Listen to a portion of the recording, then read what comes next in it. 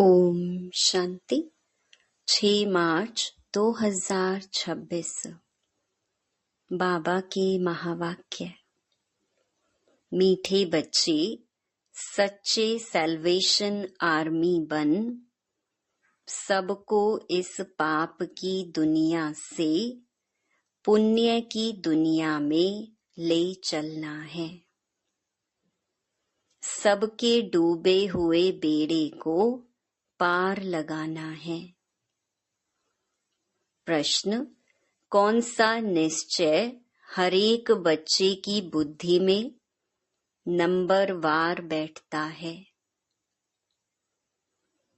उत्तर: पतित पावन हमारा मोस्ट बिलवेड बाबा हमें स्वर्ग का वर्षा दे रहा है।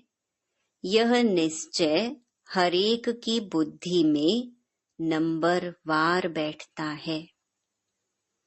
अगर पूरा निश्चय किसी को हो भी जाए तो माया सामने खड़ी है। बाप को भूल जाते हैं, फेल हो पड़ते हैं। जिन्हें निश्चय बैठ जाता है वह पावन बनने के पुरुषार्थ में लग जाते हैं। बुद्धि में रहता है अब तो घर जाना है। ओम शांति। मीठे मीठे सिकिलधे बच्चों प्रति गुड मॉर्निंग। बच्चे यह तो जानते हैं कि सतयुग में सदैव good morning, good day, good everything, good night सब गुड ही गुड है। यहाँ तो ना गुड मॉर्निंग है ना गुड नाइट है। सबसे बुरी है नाइट।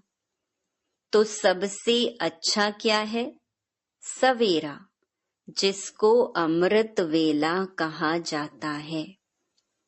तुम्हारा हर समय गुड ही गुड है। बच्चे जानते हैं कि इस समय हम योग योगेश्वर और योग योगेश्वरियां हैं।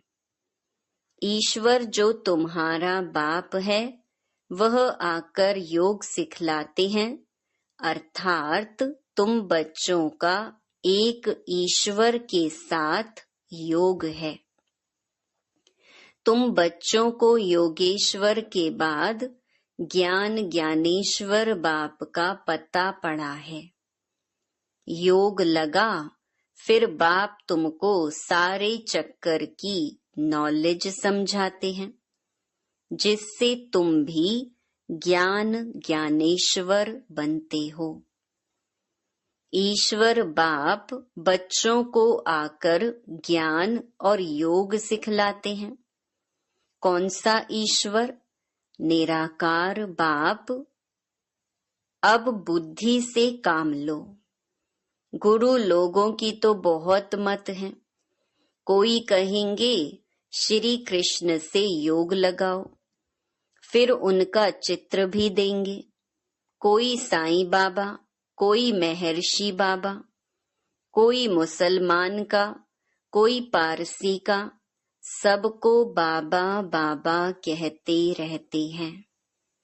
कहेंगे सब भगवान ही भगवान है। अब तुम जानते हो मनुष्य भगवान हो नहीं सकता। इन लक्ष्मी नारायण को भी भगवान भगवती नहीं कह सकते। भगवान तो एक निराकार है। वह तुम सब आत्माओं का बाप है। उनको कहा जाता है शिव बाबा। तुम ही जन्म जन्मांतर सत्संग करते आए। कोई न कोई सन्यासी, साधु, पंडित आदि जरूर होंगे। लोग जानते हैं कि यह हमारा गुरु है। हमको कथा सुना रहे हैं। सतयुग में कथाएं आदि होती नहीं। बाप बैठ समझाते हैं। सिर्फ भगवान व ईश्वर कहने से रसना नहीं आती है। वह बाप है तो बाबा कहने से संबंध स्नेह पूर्ण हो जाता है। तुम जानते हो हम बाबा मम्मा के बच्चे बने हैं, जिससे हमको स्वर्ग के सुख मिलते हैं। ऐसा कोई भी सत्संग नहीं होगा जो समझते हो कि हम इस सत्संग से मनुष्य से देवता व नरकवासी से स्वर्गवासी बनते हैं। अभी तुम्हारा सत बाप के साथ संग है और सबका असत्य के साथ संग कहा जाता है। गाया भी जाता है, सत्संग तारे जिस्मानी संग बोरे। बाप कहते हैं आत्म अभिमानी देही अभिमानी बनो। मैं तुम बच्चों आत्माओं को सिखाता हूँ। यह रूहानी नॉलेज रूहों प्रति सुप्रीम रूह आकर देते हैं। बाकी सब है भक्ति मार्ग, वह कोई ज्ञान मार्ग नहीं है। बाप कहते हैं मैं सब वेदों शास्त्रों को, सृष्टि के आदि मध्य अंत को जानने वाला हूँ। अथॉरिटी मैं हूँ, वह है भक्ति मार्ग की अथॉरिटी। बहुत शास्त्र आदि पढ़ते हैं तो उनको कहते हैं शास्त्रों की अथॉरिटी। तुमको बाप सच आकर सुनाते हैं। अभी तुम जानते हो सत का संग तारे, झूठ का संग डुबोए। अब बाप तुम बच्चों द्वारा भारत को सैल्वेज कर रहे हैं। तुम हो रूहानी सैल्वेशन आर्मी। सैल्वेज करते हैं। बाप कहते हैं कि भारत जो स्वर्ग था वह अब नरक बना हुआ है, डूबा हुआ है। बाकी कोई ऐसा सागर के नीचे नहीं है। तुम सतो प्रधान से तमो प्रधान बने हो। सतयुग त्रेता है सतो प्रधान। यह बड़ा स्टीमर है, तुम स्टीमर में बैठे हो। यह पाप की नगरी है क्योंकि सब पाप आत्माएं हैं। वास्तव में गुरु एक है, उनको कोई जानते नहीं है। हमेशा कहते हैं ओ गॉड फादर। ऐसे नहीं कहते गॉड फादर कम प्रिसेप्टर। नहीं, सिर्फ फादर कहते हैं। वह पतित पावन है तो गुरु भी हो गया। सर्व का पतित पावन सदगति दाता एक है। इस पतित दुनिया में कोई भी मनुष्य सदगति दाता व पतित पावन हो नहीं सकता। बाप कहते हैं कितनी एडल्ट्रेशन करप्शन है। अब मुझे कन्याओं माताओं के द्वारा सबका उद्धार करना है। तुम सब ब्रह्मा कुमार कुमारियां भाई बहन हो गए, नहीं तो डाडे का वर्षा कैसे मिले। डाडे से वर्षा मिलता है 21 पीढ़ी अर्थात स्वर्ग की राजाई। कमाई कितनी बड़ी है। यह है सच्ची कमाई सच्चे बाप द्वारा। बाप बाप भी है, शिक्षक भी है, सतगुरु भी है, प्रैक्टिकल में करके दिखाने वाला है। ऐसे नहीं कि गुरु मर गया तो चेले को गद्दी मिले। वह है जिस्मानी गुरु, यह है रूहानी गुरु। अच्छी रीति इस बात को समझना है। यह बिल्कुल नई बातें हैं। तुम जानते हो हमको कोई मनुष्य नहीं पढ़ाता है। हमको शिव बाबा ज्ञान का सागर पतित पावन इस शरीर द्वारा पढ़ाते हैं। तुम्हारी बुद्धि शिव बाबा तरफ है। उन सत्संगों में मनुष्य तरफ बुद्धि जाएगी। वह सब है भक्ति मार्ग। अब तुम गाते हो, तुम मात पिता, हम बालक तेरे। यह तो एक है ना। परंतु बाबा कहते हैं कि मैं कैसे आकर तुमको अपना बनाऊं। मैं तुम्हारा पिता हूँ, मैं इनके तन का आधार लेता हूँ। तो यह ब्रह्मा हमारी स्त्री भी है तो बच्चा भी है। इन द्वारा शिव बाबा बच्चों को एडॉप्ट करते हैं तो यह बड़ी मम्मा हो गई। इनकी कोई माँ नहीं है। सरस्वती को जगदम्बा कहा जाता है। उनको तुम्हारी संभाल करने के लिए मुकर्रर किया। सरस्वती ज्ञान ज्ञानेश्वरी, यह है छोटी मम्मा। यह बड़ी गुहिया बातें हैं। तुम अभी यह गुहिया पढ़ाई पढ़ रहे हो।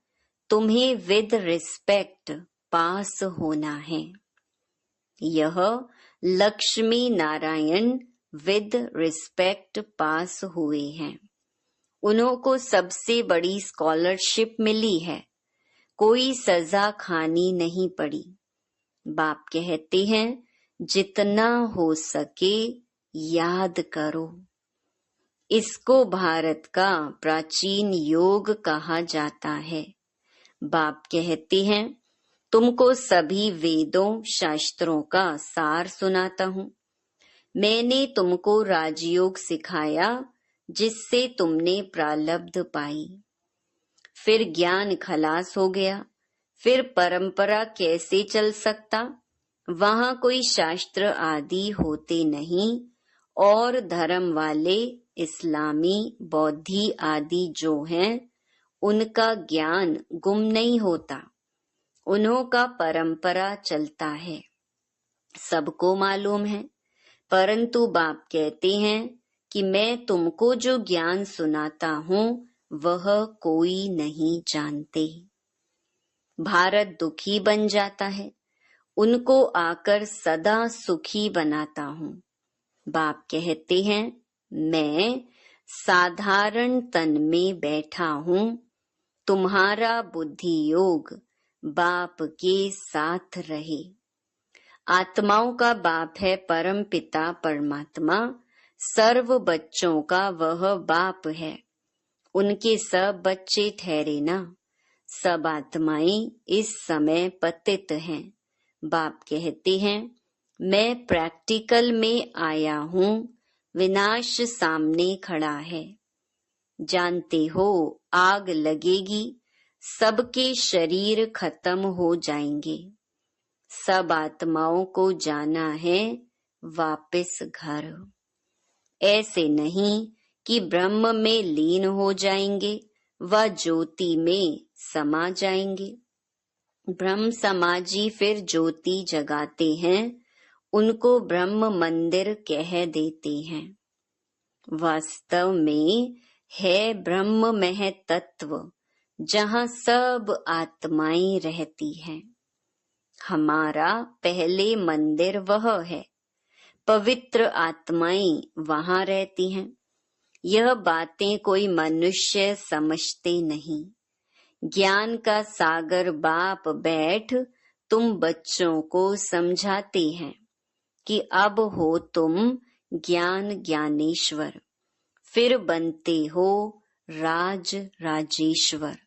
तुम्हारी बुद्धि में है कि पतित पावन मोस्ट बिलवेड बाबा आकर हमको स्वर्ग का वर्षा दे रहे हैं। कईयों की बुद्धि में यह भी बैठता नहीं है। इतने बैठे हैं, इनमें कोई 100% निश्चय बुद्धि नहीं है। कोई 80% है, कोई 50% है, कोई वह भी नहीं। वह तो बिल्कुल फेलियर हुआ। नंबर वार जरूर है। बहुत हैं जिनको निश्चय नहीं है। कोशिश करते हैं कि निश्चय हो जाए। अच्छा निश्चय हो भी जाए, परंतु माया कड़ी है। बाबा को भूल जाते हैं। यह ब्रह्मा खुद कहते हैं कि मैं पूरा भगत था, 63 जन्म भक्ति की है तत्त्वम। तुमने भी 63 जन्म भक्ति की है, 21 जन्म सुख पाया, फिर भगत बने हो। भक्ति के बाद है वैराग्य। सन्यासी लोग भी यह अक्षर सब कहते हैं कि ज्ञान, भक्ति और वैराग्य। उन्हों को वैराग्य आता है घर बार से, उसको हद का वैराग्य कहा जाता है, और तुम्हारा है बेहद का वैराग्य। सन्यासी घर बार छोड़ जंगल में चले जाते थे, अब तो कोई जंगल में है ही नहीं, सब कुटियाएं खाली पड़ी हैं, क्योंकि पहले सतो प्रधान थे, अब वह तमो प्रधान हो गए हैं। अब उन्हों में कोई ताकत नहीं है। लक्ष्मी नारायण की राजधानी में जो ताकत थी, वह पुनर्जन्म लेते लेते अब देखो वे कहाँ आकर पहुंचे हैं। कुछ भी ताकत नहीं है। यहाँ की गवर्नमेंट भी कहती है हम धर्म को नहीं मानते, धर्म में ही बहुत नुकसान है, लड़ते झगड़ते कॉन्फ्रेंस करते रहते कि सभी धर्म वाले एक मत हो जाएं। लेकिन पूछो एक कैसे हो सकेंगे? अभी तो सब वापस जाने वाले हैं। बाबा आया है, यह दुनिया अब कब्रिस्तान बननी है। बाकी यह तो वैरायटी झाड़ है, सो एक कैसे होगा कुछ भी समझते नहीं। भारत में एक धर्म था, उनको कहा जाता अद्वैत मत वाले देवताएं। द्वैत माना दैत्य। बाबा कहते तुम्हारा यह धर्म बहुत सुख देने वाला है, तुम जानते हो कि पुनर्जन्म ले हमको फिर 84 जन्म भोगने हैं। निश्चय हो कि हमने ही 84 जन्म भोगे हैं, हमको ही जाना है और फिर आना है। भारतवासियों को ही समझाते हैं कि तुमने 84 जन्म पूरे किए हैं, अब तुम्हारा यह बहुत जन्मों के अंत का जन्म है। सिर्फ एक को नहीं कहते, पांडव सेना को समझाते हैं कि तुम पंडे हो, तुम रूहानी यात्रा सिखलाते हो, इसीलिए पांडव सेना कहा जाता है। राज्य अब न कौरवों का न पांडवों का है, वह भी प्रजा तुम भी प्रजा हो। कहते हैं कौरव पांडव भाई भाई। पांडवों की तरफ है परम पिता परमात्मा, बाप ही आकर माया पर जीत पहनना सिखलाते हैं। तुम आदि सनातन देवी देवता धर्म वाले अहिंसक हो, अहिंसा परमो धर्म। मुख्य बात है काम कटारी नहीं चलाना है। भारतवासी समझते हैं कि गऊ का कोस ना करना यही अहिंसा है, परंतु बाबा कहते हैं काम कटारी नहीं चलाओ।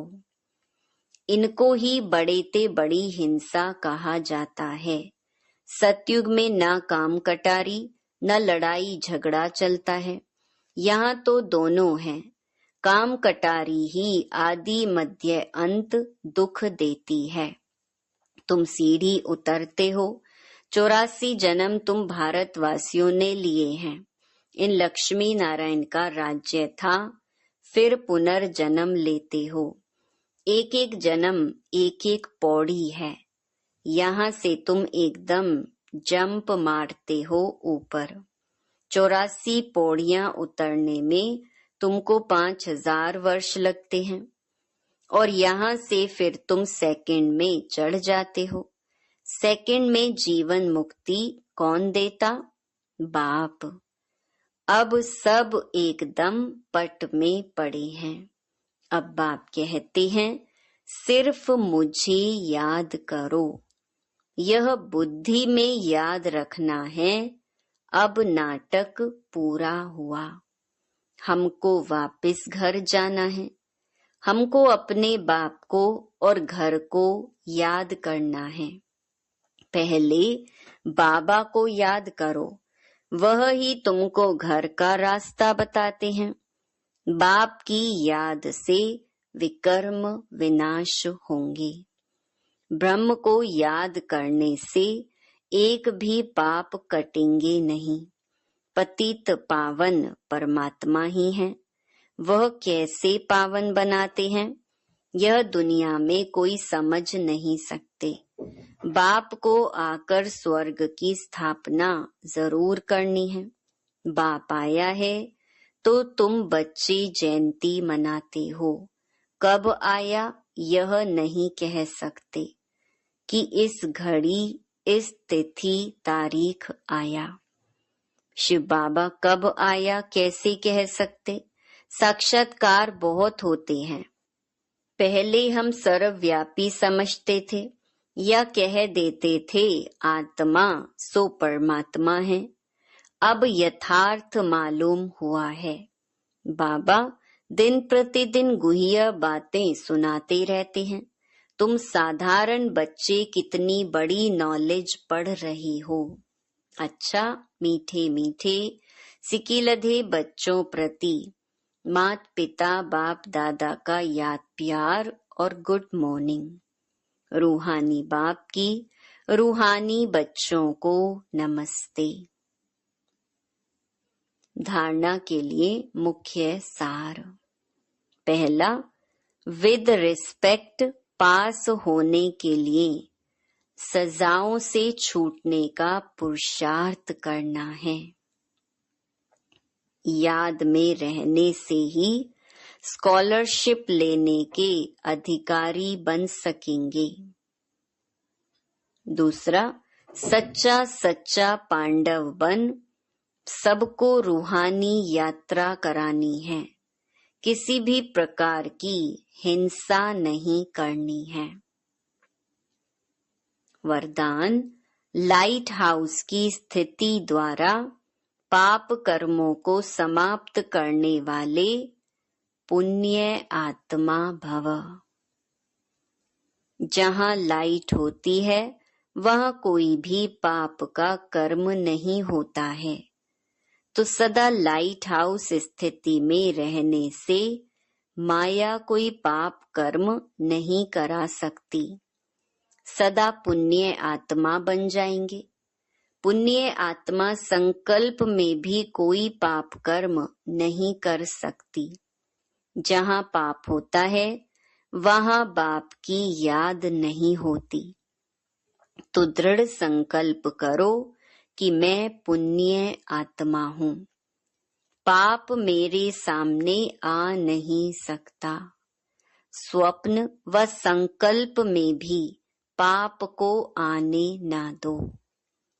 स्लोगन, जो हर दृश्य को साक्षी होकर देखते हैं वही सदा हर्षित रहते हैं। ये अव्यक्त इशारे निश्चय के फाउंडेशन को मजबूत कर सदा निर्भय और निश्चिंत रहो। निश्चय बुद्धि बच्चे सदा हर्षित और निश्चिंत रहते हैं। चिंता खुशी को खत्म करती है और निश्चिंत हैं तो सदा खुशी रहेगी। जब किसी भी बात में क्यों हुआ, कैसे हुआ, क्या होगा, यह प्रश्न आते हैं तब चिंता होती है। क्या, क्यों, कैसे, ये चिंता की लहर है। कई फिर कहते हैं कि मेरे से ही क्यों होता है, मेरे पीछे ये बंधन क्यों है, मेरे पीछे माया क्यों आती है, मेरा ही हिसाब किताब कड़ा है, क्यों? तो क्यों आना माना चिंता की लहर। जो इन चिंताओं से परे है वही निश्चिंत है। अच्छा, ओम शांति।